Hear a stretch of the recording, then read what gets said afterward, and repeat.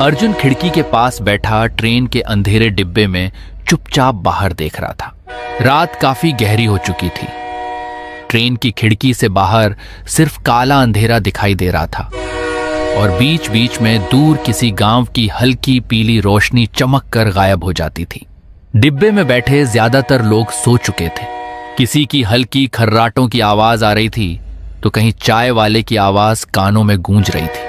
अर्जुन ने अपनी मोबाइल देखी। रात के 1:45 बज चुके थे। उसने एक गहरी सांस ली। कितने साल बाद दादाजी के गांव जा रहा हूँ। अरे बेटा, तुम कहाँ जा रहे हो? चाचा, मैं अपने गांव भानपुर जा रहा हूँ। बचपन में वह हर गर्मियों की छुट्टियों में वहां जाया करता था, लेकिन पढ़ाई, काम और शहर की भागदौड़ में वह गांव जैसे कहीं पीछे छूट गया था। इस बार दादाजी की तबीयत ठीक नहीं है, इसलिए पिताजी ने मुझे तुरंत गांव जाने को कहा था। ट्रेन धीरे धीरे अपनी रफ्तार कम करने लगी। बेटा, अगला स्टेशन तुम्हारा ही है शायद। अर्जुन ने सिर हिलाया। जी काका, मुझे यहीं अगले स्टेशन में उतरना है। बेटा, रात बहुत हो गई है, संभल कर जाना। जी काका, शुक्रिया। ट्रेन ने लंबी सीटी मारी और धीरे धीरे छोटे से स्टेशन पर रुक गई। अर्जुन अपना बैग लेकर नीचे उतरा। प्लेटफॉर्म लगभग सुनसान था। कुछ टिमटिमाती लाइटें, दूर बैठे 2-3 कुत्ते और स्टेशन मास्टर के कमरे से आती हल्की रोशनी, बस इतना ही। उसने पीछे घूम के ऊपर लगी घड़ी की ओर देखा। ठीक रात के 2 बजे थे। हवा में अजीब सी ठंडक थी। स्टेशन शहर जैसा नहीं था। यहां सन्नाटा भी जैसे आवाज करता था। अर्जुन प्लेटफॉर्म से बाहर की ओर बढ़ा। उसे उम्मीद थी कि बाहर कोई ऑटो मिल जाएगा और वह सीधे दादाजी के गांव पहुंच जाएगा, लेकिन बाहर आकर उसका चेहरा उतर गया। पूरा स्टेशन रोड खाली पड़ा था। दूर दूर तक बस अंधेरा ही छाया हुआ था और दूर कहीं पेड़ों की सरसराहट और सड़क पर फैली पीली रोशनी दिखाई दे रही थी। अर्जुन ने इधर उधर देखा। स्टेशन के बाहर फैली सुनसान सड़क को देखकर उसके मन में हल्की बेचैनी होने लगी। इतनी रात हो गई पर स्टेशन पर एक भी ऑटो नहीं। अब गांव तक कैसे जाऊंगा? अर्जुन ने एक गहरी सांस ली और सड़क के किनारे खड़े होकर चारों तरफ देखने लगा। कितनी देर और इंतजार करूंगा? अंधेरे में रास्ता साफ दिखाई नहीं दे रही। जितनी देर यहां इंतजार करूंगा उतनी लेट होगी। इससे अच्छा मैं पैदल ही चला जाऊं। समय धीरे धीरे बीतने के साथ थकान और बढ़ रही थी। हर गुजरते मिनट के साथ सन्नाटा और गहरा होता जा रहा था। तभी थोड़ी दूर अंधेरे में उसे एक आदमी खड़ा हुआ दिखाई देता है। अंधेरा ज्यादा होने के कारण उसका चेहरा साफ दिखाई नहीं दे रहा था। वह आदमी लाल धोती कुर्ता पहने था। उसकी लंबी सफेद मूछें थीं और आंखें अंधेरे में भी अजीब तरह से चमकती सी लग रही थीं। वह बिल्कुल शांत खड़ा अर्जुन को देख रहा था। अर्जुन कुछ पल रुका, फिर धीरे धीरे उसके पास गया। वह जितना उसका करीब जा रहा था, धीरे धीरे उसका चेहरा और साफ दिखाई दे रहा था। जब वह पास पहुंचा, सामने एक बूढ़ा आदमी खड़ा हुआ था। उसकी उम्र लगभग 60 या 65 साल का होगा। बाबा, यहाँ से भानपुर जाने के लिए कोई ऑटो मिलेगा क्या? बूढ़ा आदमी कुछ सेकंड तक उसे बिना पलक झपकाए देखता रहा, फिर धीमी आवाज में बोला, बेटा, रात के 2 बजे यहाँ कोई ऑटो नहीं मिलता। अर्जुन थोड़ा असहज हो गया। लेकिन मुझे गांव पहुंचना बहुत जरूरी है। दादाजी अकेले हैं, उन्होंने ही बुलाया है। बूढ़ा आदमी ने हल्की मुस्कान दी, लेकिन उस मुस्कान में कुछ अजीब था। जरूरी काम अक्सर रात में ही बुलाते हैं। दिन में तो लोग सिर्फ बहाने बनाते हैं। अर्जुन उसकी बात सुनकर थोड़ा चौंका, लेकिन चुप रहा। तो अब क्या करूं चाचा? गांव यहां से कितना दूर है? ज्यादा दूर नहीं। अगर हिम्मत हो तो पैदल चला जा सकता है। अर्जुन ने पीछे मुड़कर सुनसान सड़क की तरफ देखा। चारों ओर सिर्फ अंधेरा था। कुछ पल के लिए उसके मन में वापस स्टेशन पर रुक जाने का विचार आया, लेकिन दादाजी की घबराई हुई आवाज उसे बार बार याद आ रही थी। बेटा, जाना है तो जल्दी चलो, देर मत करो। उसने बैग को थोड़ा कसकर पकड़ा और बूढ़े आदमी की तरफ देखा। अगर पैदल जाना ही पड़े तो मुझे रास्ता बता दीजिए चाचा। बूढ़ा आदमी ने हल्का सा मुस्कान दी, जैसे वह पहले से यही जवाब सुनने का इंतजार कर रहा हो। रास्ता बताने से बेहतर है मैं खुद साथ चल देता हूँ। रात गहरी है और इस रास्ते को हर कोई नहीं समझ पाता। नहीं चाचा, आप क्यों तकलीफ करेंगे? बेहतर होगा आप मुझे रास्ता बता दीजिए। कुछ रास्ते ऐसे होते हैं बेटा जहां अकेले चलना ठीक नहीं होता। उसकी आवाज में ऐसी गंभीरता थी कि अर्जुन ने आगे कुछ नहीं कहा। दोनों धीरे धीरे सुनसान सड़क पर चलने लगे। स्टेशन की हल्की रोशनी अब पीछे छूट चुकी थी। सामने सिर्फ लंबी खाली सड़क थी। अर्जुन ने कई बार पीछे मुड़कर देखा, लेकिन हर बार सिर्फ अंधेरा ही दिखाई देता। कुछ देर तक दोनों चुपचाप चलते रहे। सिर्फ कदमों की आवाज थी। चाचा, आप यहीं रहते हैं क्या? हाँ, बहुत साल पहले मैं यहीं रहता हूँ। लेकिन चाचा, मैंने आपको पहले कभी नहीं देखा।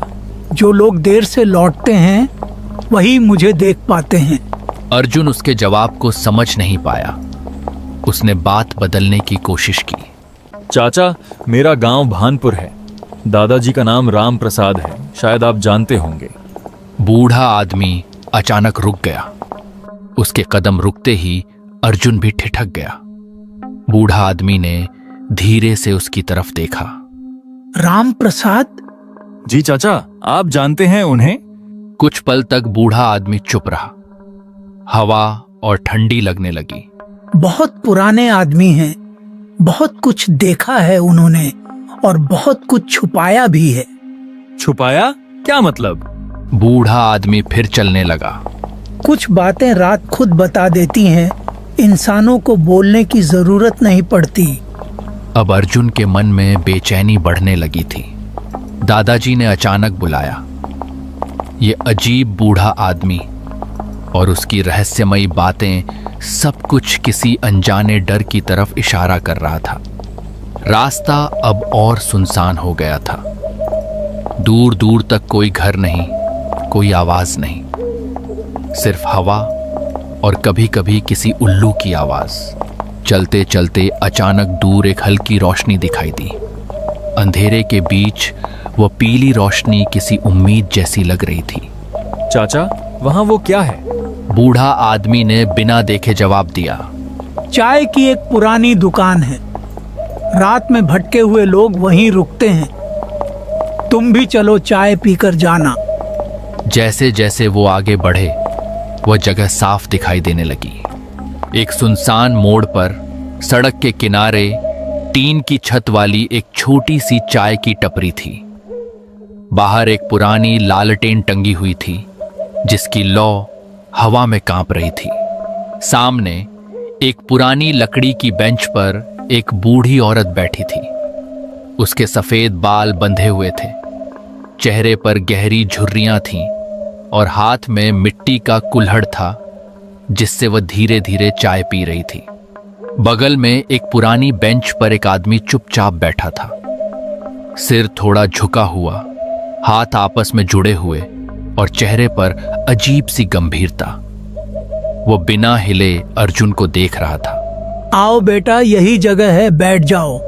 चाचा, ये लोग इतनी रात में यहाँ क्यों हैं? कुछ लोग रात के लिए जागते नहीं, रात उनका इंतजार करती है। अर्जुन बहुत थका हुआ था और आकर बेंच पर बैठ गया। अरे अर्जुन, देर हो गई। रास्ता ढूंढने में परेशानी हुई क्या? अर्जुन एक पल के लिए ठिठक गया। आप मुझे जानते हैं? इस रास्ते से जो भी आता है उसकी खबर पहले ही मिल जाती है। अर्जुन अब चुप था। वह बस उस आदमी को देख रहा था। तभी चाय वाले ने कहा, जो कब से चुप था, उसकी आवाज गहरी थी। शहर से आए हो शायद, चेहरा बता रहा है। जी, मैं भानपुर जा रहा हूं। दादाजी ने बुलाया है। भानपुर? जी, मुझे भानपुर जाना है। चाय वाले का चेहरा लालटेन की आधी रोशनी में था। आंखें गहरी और चेहरा ऐसा जैसे बहुत कुछ जानता हो। वहां तक पहुंचने वाले लोग अक्सर रास्ते से ज्यादा अपने अतीत से डरते हैं। आप लोग आखिर ऐसी बातें क्यों कर रहे हैं? मैं सिर्फ अपने दादाजी के पास जा रहा हूं। बेंच पर बैठा आदमी हल्का सा मुस्कुराया। हर कोई यही सोचकर आता है कि वो सिर्फ किसी से मिलने जा रहा है, लेकिन कुछ जगहों पर लोग नहीं, किस्मत इंतजार करती है। अर्जुन ने गहरी सांस ली। अब वो खुद को रोक नहीं पाया। एक बात बताइए, रात के 2 बजे इस घने जंगल के बीच ये चाय की दुकान क्यों खुली है? यहां कौन आता है? उसके सवाल के बाद अचानक सब चुप हो गए। लालटेन की लौ एक बार तेज हुई, फिर धीमी पड़ गई। बेटा, यहां वो लोग आते हैं जो रास्ता भटक जाते हैं, और वो भी जिन्हें रात खुद बुलाती है। मुझे कोई रात बात ने नहीं बुलाया, मुझे मेरे दादाजी ने बुलाया है। बेंच पर बैठा आदमी हल्का सा मुस्कुराया। अर्जुन को अब अजीब सा महसूस होने लगा था। एक अनजानी डर उसके मन में घर कर चुकी थी। बाहर अचानक तेज हवा चली, लालटेन जोर से हिली, और उसी पल टपरी के पीछे किसी औरत के रोने की धीमी आवाज सुनाई दी। अर्जुन के हाथ से लगभग कुल्हड़ छूट ही गया। उसने घबराकर पीछे अंधेरे जंगल की तरफ देखा। यह आवाज कैसी थी? वहां कौन है? कोई औरत रो रही है क्या? कुछ पल के लिए टपरी में फिर से सन्नाटा छा गया। बेटा, रात के अंधेरे में बहुत सी आवाजें सुनाई देती हैं। हर आवाज सच नहीं होती। लेकिन चाचा, मैंने साफ सुना कोई रो रहा था। कभी कभी थका हुआ मन भी आवाजें बना लेता है। शायद तुम्हारा वहम होगा। अर्जुन ने फिर पीछे देखा। अब वहां सिर्फ अंधेरा था, गहरा, चुप और डरावना अंधेरा। हवा फिर चलने लगी। पेड़ों की शाखाएं ऐसे हिल रही थीं जैसे कोई उनमें छिपकर धीरे धीरे हंस रहा हो। अर्जुन ने जल्दी से अपना बैग उठाया। नहीं, मुझे अब चलना चाहिए, दादाजी इंतजार कर रहे होंगे। भानपुर का रास्ता यहीं से सीधा है ना? बूढ़ा आदमी ने बिना कुछ कहे हाथ से सामने की पगडंडी की तरफ इशारा किया। सीधा चलते जाओ, लेकिन पीछे मुड़कर मत देखना। अर्जुन एक पल के लिए रुक गया। लेकिन पीछे मोड़ने से क्या होगा? क्योंकि कुछ चीजें सिर्फ पीछे से ही दिखाई देती है। अर्जुन का गला सूख गया। उसने कुछ नहीं कहा, बस तेज कदमों से टपरी से बाहर निकल गया। रात और गहरी हो चुकी थी। अर्जुन तेज तेज कदमों से चलने लगा। उसके कानों में अब भी वही रोने की आवाज गूंज रही थी। उसने कई बार महसूस किया जैसे कोई उसके पीछे चल रहा हो, लेकिन चाय वाले की बात याद आते ही उसने पीछे मुड़ने की हिम्मत नहीं की। अर्जुन सिर्फ चलता रहा, ठंडी हवा और दिल की तेज धड़कन। कुछ देर बाद दूर उसे अपने गांव भानपुर की पहली हल्की रोशनी दिखाई दी। वह राहत की सांस लेते हुए लगभग दौड़ पड़ा। थोड़ी ही देर में वह अपने दादाजी के पुराने घर के सामने खड़ा था। पुराना लकड़ी का दरवाजा, आंगन में तुलसी चौरा और बरामदे में जलता हुआ एक छोटा सा दीपक। अर्जुन ने जल्दी जाकर दरवाजा खटखटाया। अंदर से दादाजी की आवाज आई। कौन? इतनी रात को कौन आया है? दादाजी, दरवाजा खोलिए, मैं आया हूं अर्जुन। दरवाजा तुरंत खुला। सामने दादाजी खड़े थे। चेहरे पर चिंता साफ दिखाई दे रही थी। अर्जुन, इतनी देर? तुम ठीक तो हो ना बेटा? जी दादाजी, मैं ठीक हूं, लेकिन बाद में तुम पहले अंदर आओ। अर्जुन अंदर आया। उसके चेहरे पर थकान और डर दोनों साफ थे। दादाजी, रास्ते में मेरे साथ बहुत अजीब चीज हुई। दादाजी का चेहरा गंभीर हो गया। दोनों अंदर कमरे में बैठे थे। बाहर ठंडी हवा चल रही थी। दादाजी अर्जुन के सामने खट पर बैठे थे। उनके चेहरे पर अर्जुन को लेकर चिंता साफ दिखाई दे रही थी। अर्जुन, अब साफ साफ बताओ, रास्ते में क्या हुआ? तुम्हारी आवाज सुनकर ही लग रहा है कुछ ठीक नहीं है। अर्जुन ने गहरी सांस ली। उसके हाथ अब भी हल्के कांप रहे थे। दादाजी, जब ट्रेन रात के ठीक 2 बजे स्टेशन पर रुकी तब पूरा स्टेशन लगभग सुनसान था। मैं बाहर निकला तो सोचा कोई ऑटो मिल जाएगा, लेकिन बाहर एक भी ऑटो नहीं था, सिर्फ अंधेरा और ठंडी हवा। दादाजी चुपचाप उसकी बात सुनते रहे। अर्जुन ने पूरी बात साफ साफ दादाजी को बताया। पूरा किस्सा सुनते सुनते दादाजी के चेहरे का रंग बदल गया।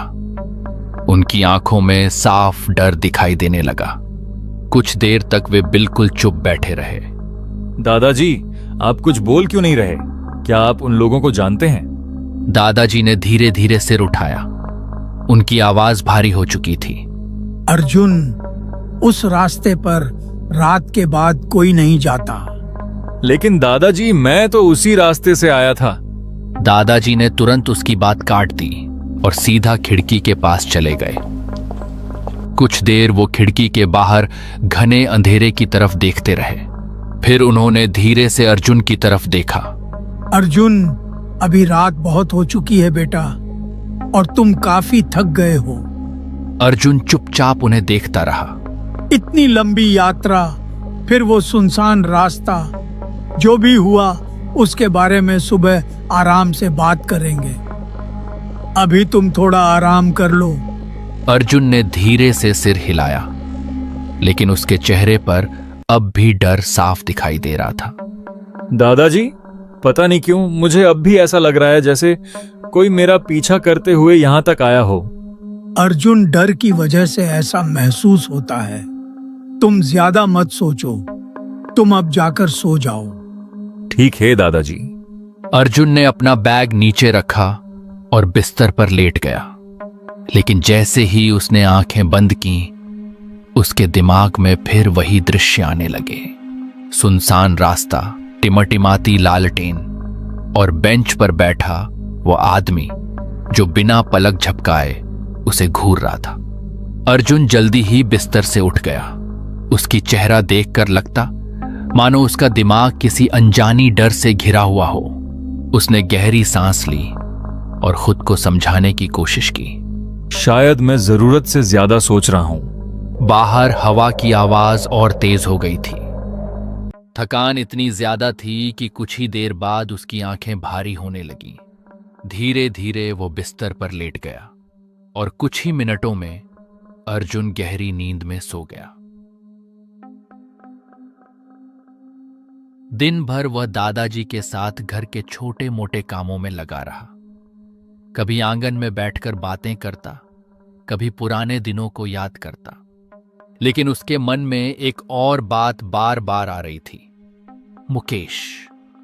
काका के घर जा रहा हूं कहकर अर्जुन मुकेश की घर के और निकल पड़ा, क्योंकि उसे पता था अगर दादाजी जानेंगे कि वो मुकेश की घर जा रहा है तो उसे जाने के लिए मना करेंगे।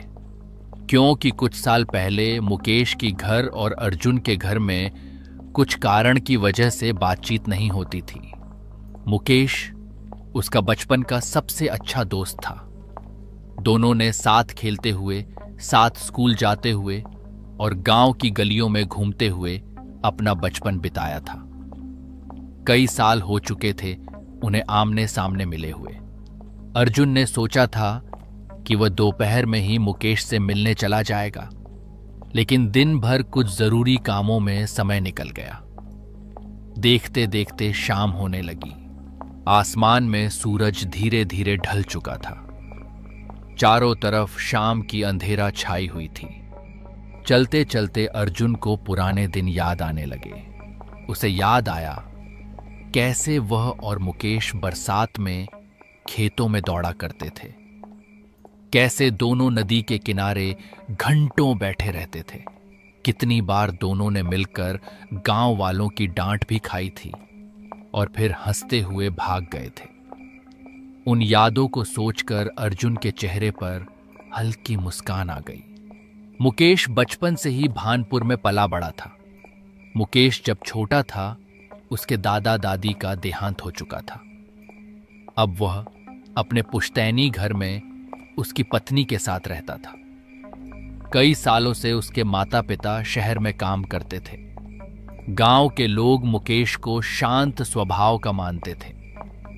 सोचते सोचते अर्जुन गांव की आखिरी गली तक पहुंच गया। शाम अब रात में बदल चुकी थी और हवा में हल्की ठंडक घुल चुकी थी। कुछ ही देर बाद उसे सामने मुकेश का घर दिखाई दिया। पुराना 2 मंजिला मकान, ऊंची दीवारें, लकड़ी का बड़ा दरवाजा और बरामदे में जलता हुआ पीला बल्ब। अर्जुन कुछ पल वहीं खड़ा रहा। इतने वर्षों बाद वह अपने पुराने दोस्त से मिलने जा रहा था। फिर उसने जाकर दरवाजा खटखटाया और तभी अंदर से कदमों की आवाज आई। कुछ सेकंड बाद दरवाजा खुला। सामने मुकेश खड़ा था। दोनों कुछ पल तक एक दूसरे को देखते रहे। फिर मुकेश के चेहरे पर बड़ी सी मुस्कान आ गई। अरे अर्जुन, सच में तू है या ये मेरा बहम है? क्यों, भूत समझ लिया था क्या? नहीं यार, बस यकीन नहीं हो रहा, इतने साल बाद अचानक सामने खड़ा है। कई सालों की दूरी जैसे एक पल में खत्म हो गई। मुकेश उसे अंदर ले गया। घर अंदर से काफी बड़ा था, लेकिन अजीब तरह से शांत भी। कमरों में पुराना फर्नीचर रखा था। दीवारों पर समय की छाप साफ दिखाई देती थी। मुकेश अर्जुन को अपने कमरे के अंदर ले गया। भाई, मैंने सुना था तू शादीशुदा है, लेकिन घर में तो लगता है कोई नहीं है। हाँ भाई, तूने सही सुना है। मेरी पत्नी और बच्चे उनके गांव गए हुए हैं। इतनी बड़ी सुनसान घर में तू अकेला रहता है? नहीं भाई, अकेला नहीं, बीवी बच्चे कल आ जाएंगे। और मेरा गांव में कुछ काम था, इसलिए मैं जा नहीं पाया। जो हुआ अच्छा हुआ, तुझसे बहुत दिनों बाद मुलाकात हो गई। अर्जुन को अब थोड़ा अजीब सा महसूस हो रहा था, लेकिन इतने सालों बाद मिले थे, इसलिए बातों का सिलसिला रुकने का नाम ही नहीं ले रहा था। मेरा गला जैसे सूख रहा है, क्या मुझे एक गिलास पानी मिलेगा? अरे ये कोई पूछने की बात है? तू यही रुक, मैं पानी लेकर आता हूं। यह कहकर मुकेश अर्जुन के लिए पानी लाने चला गया। रात के करीब 1 या 2 बज चुके थे। कमरे में एक अजीब सा गंध महसूस हो रहा था और तभी खिड़की से किसी औरत की रोने की धीमी आवाज सुनाई दी।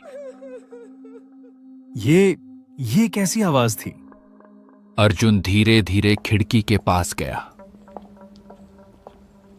उसने चारों तरफ नजरें घुमाया, लेकिन उसे घना अंधेरा के सिवा कुछ नहीं दिखा। तभी उसे पीछे से आवाज आती है। अर्जुन! उसके पीछे मुकेश खड़ा हुआ था। अरे भाई, तेरे चेहरे पर ये 12 क्यों बजे हुए? कुछ नहीं, ऐसे ही, बस थोड़ा घुटन सा हो रहा है। तो फिर ठीक है, तू थोड़ी देर आराम कर ले। यह कहकर मुकेश कमरे से बाहर चला गया। वो अब कमरे में अकेला था। कमरे के अंदर सन्नाटा जैसे उसकी कानों को चीर रही थी। ये मेरे साथ हो क्या रहा है? उस दिन वो अजीब घटनाएं और आज वो औरत की रोने की आवाज। वो बार बार उस खिड़की की तरफ देख रहा था। उसे लग रहा था कि जैसे कोई अदृश्य शक्ति उसके पीछे पड़ी हो। अर्जुन कमरे में बैठा हुआ था कि उसकी नजर एक दरवाजे के ऊपर जाकर पड़ी। वह कमरा पता नहीं कब से बंद पड़ी हुई थी। ऐसा लग रहा था जैसे सालों से कोई उस कमरे के अंदर नहीं गया हो।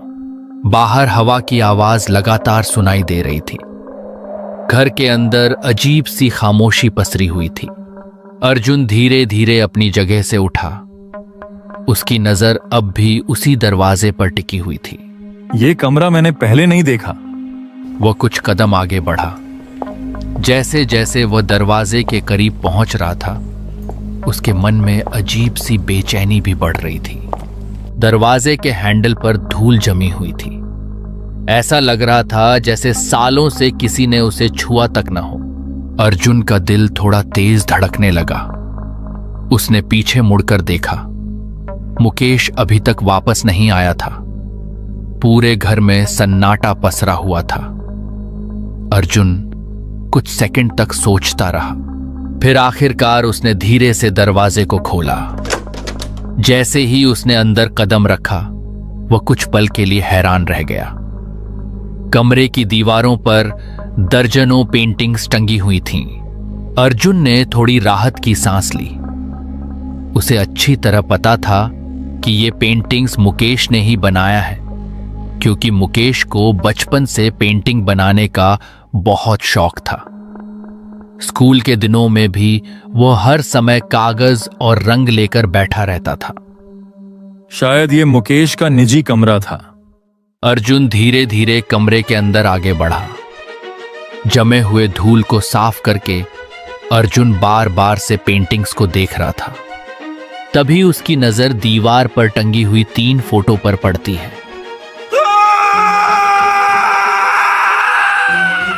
कमरे से अर्जुन की भयानक चिख की आवाज आती है।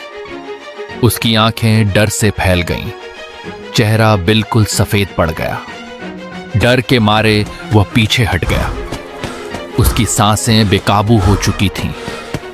दिल इतनी तेजी से धड़क रहा था जैसे सीने से बाहर निकल आएगा, और फिर बिना एक पल भी रुके कमरे से बाहर भाग पड़ा।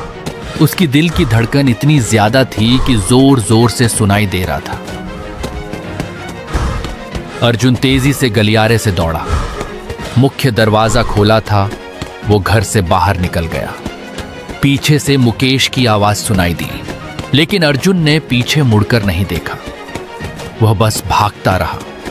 गांव की गलियों में अंधेरा फैल चुका था।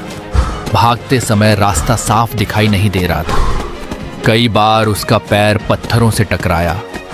कई बार वो गिरते गिरते बचा, लेकिन उसके मन में सिर्फ वही तीसरी तस्वीर घूम रही थी। वह लगातार भागता रहा।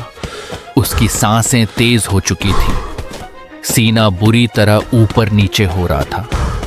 ऐसा लग रहा था जैसे उसका दिल किसी भी पल जवाब दे देगा, लेकिन डर उससे भी तेज था। किसी तरह भाग के अर्जुन अपने दादाजी के घर पहुंच जाता है। दादाजी दरवाजा खोलिए, दादाजी, दादाजी दरवाजा खोलिए, दादाजी। दादाजी दरवाजा खोल के बाहर आए। वो अर्जुन को देखकर हैरान हो गए। अर्जुन, इतनी देर? बेटा तुम कहाँ थे? इतनी रात हो गई। मैं परेशान हो गया था। दादाजी वह मैं। ठीक है, तुम पहले अंदर चलो, बैठ के बात करते हैं। रात बहुत हो गई। दादाजी और अर्जुन दोनों अंदर आए। अर्जुन, अब बोलो, तुम इतने घबराए हुए क्यों हो? अर्जुन की हालत खराब थी। उसका चेहरा पीला पड़ चुका था। सांसें अब भी तेज चल रही थीं। वो कुछ सेकंड तक बोल ही नहीं पाया। फिर कांपती आवाज में उसने कहा, दादाजी मैं आज आपको बिना बताए मुकेश के घर गया था। यह सुनते ही दादाजी का चेहरे का रंग उड़ गया। फिर क्या हुआ? अर्जुन ने पूरी बात दादाजी को बताई। दादाजी ध्यान से सब सुनते रहे। उनके चेहरे का रंग धीरे धीरे बदलने लगा। कुछ पल बाद उन्होंने धीमी आवाज में पूछा, लेकिन तुमने तो बताया नहीं, वो तस्वीरें किसकी थीं? दादाजी, और मैंने जब ऊपर की दीवार को देखा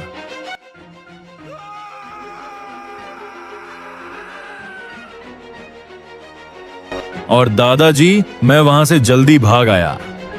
यह बात सुनते ही दादाजी के रोंगटे खड़े हो गए। लेकिन अर्जुन, तुमने तो 3 तस्वीरें बोले थे। वह तीसरी तस्वीर किसकी थी? अर्जुन के होंठ कांपने लगे। उसने कुछ बोलने की कोशिश की, लेकिन उसके मुंह से आवाज ही नहीं निकली। उसकी आंखों में वही डर फिर लौट आया। वो बस खाली निगाहों से दादाजी को देखता रह गया, जैसे तीसरी तस्वीर को याद करते ही उसकी बोलने की ताकत खत्म हो गई हो। दोस्तों, यहां तक वीडियो देखने के लिए धन्यवाद। अगर आप आगे की कहानी जानना चाहते हो कि अर्जुन वो तीसरी तस्वीर में क्या देखा या वह तीसरी तस्वीर किसकी थी, तो चैनल को जरूर सब्सक्राइब करके रखना, और वीडियो पसंद आए तो एक लाइक कर देना।